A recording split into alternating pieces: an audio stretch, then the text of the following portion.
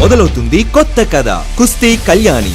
ఈ నెల 29 నుండి సాయంత్రం 6:30 మన సంజమినిలో.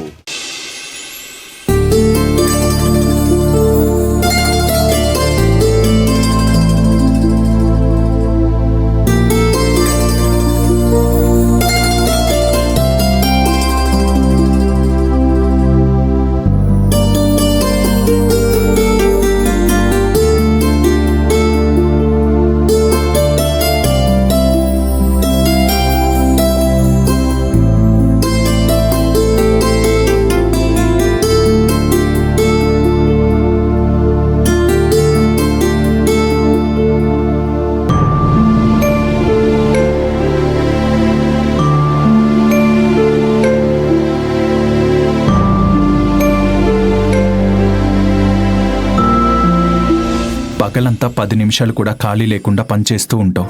కనీసం రాత్రైనా పరుపు మీద ప్రశాంతంగా పడుకోమంటే వద్దు అంటావు. అందర్నీ సంతోషపరచడం కోసం బాధ్యతలన్నీ నీ భుజాల మీద వేసుకుంటావు. ఏంటో నిలవేని.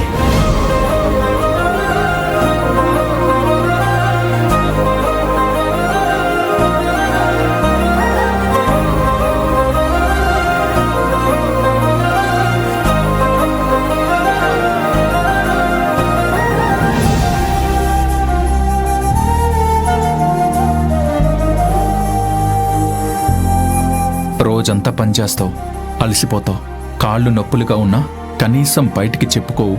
నీకింత ఓర్పు సహనం ఎక్కడి నుంచొచ్చాయి నిలవేని?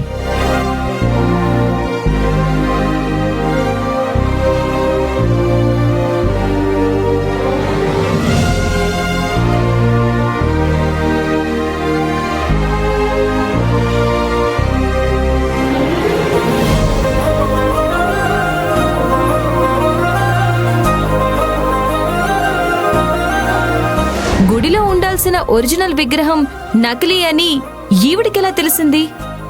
ఈవిడెలా కంప్లైంట్ ఇచ్చింది? గుడిలో ఉన్న విగ్రహాన్ని దొంగలించి దాచిపెట్టి ఆ నింద మా కుటుంబం మీద వేయడానికి ఈవిడ గారు ప్రయత్నిస్తున్నట్టు. మీకు విగ్రహమే కావాలంటే వెళ్ళి ఆ పైడి తల్లి కారులో వెతకండి. నిలవేని, నువ్వు ఎప్పుడు చూసినా అణిగిమణిగి ఉంటావు. కానీ అవసరమైతే కుటుంబం కోసం ఎంత దూరమైనా వెళ్తావు. నీ వాళ్ళు అనుకున్న వాళ్ళ కోసం ఎంత ధైర్యంగా అయినా నిలబడ్డానికి వెనకాడవు. నిన్ను చూస్తుంటే చాలా ముచ్చటేస్తుంది నిలవేని. నీ మంచితనాన్ని, నీ మమకారాన్ని ఇంట్లో వాళ్ళు కూడా గుర్తిస్తే బావుండేది.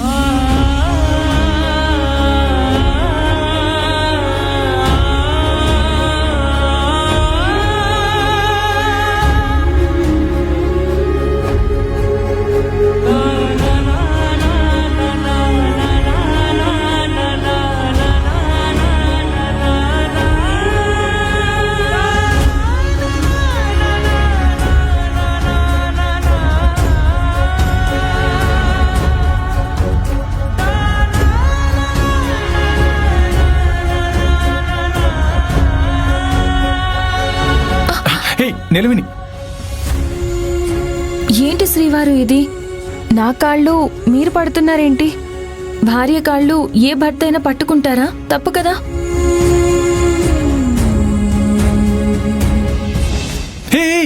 నిలవేని, ఏం చేస్తున్నావు నిలవేని? జరిగిన తప్పుని సరిదిద్దుతున్నాను. ఇక్కడ అంత పెద్ద తప్పు ఏం జరిగిందని? మరి లేకపోతే మీరు నా కాళ్ళు పట్టుకుంటే నేనది గుర్తించకుండా గుర్రు పెట్టి నిద్రపోతున్నాను. అది తప్పే కదా. ఎట్టి పరిస్థితుల్లోనూ తప్పు కాదు. నువ్వు అలసిపోయి పడుకున్నావు. నీ అలసట తీర్చడానికి నీ పాదాలు నేను పట్టుకున్నాను. ఇందులో నువ్వు చేసిన తప్పేంటి? మీ చేత నా కాళ్ళు పట్టించుకోవడం తప్పే కదా.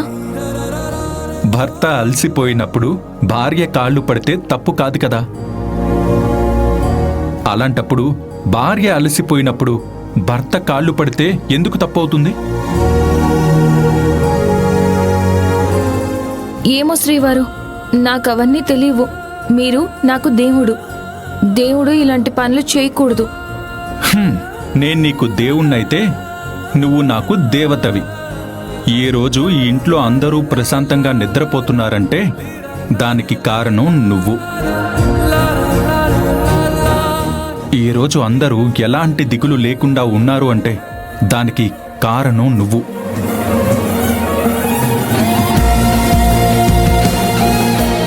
డాడీ అరెస్ట్ కాకుండా ఆపావు.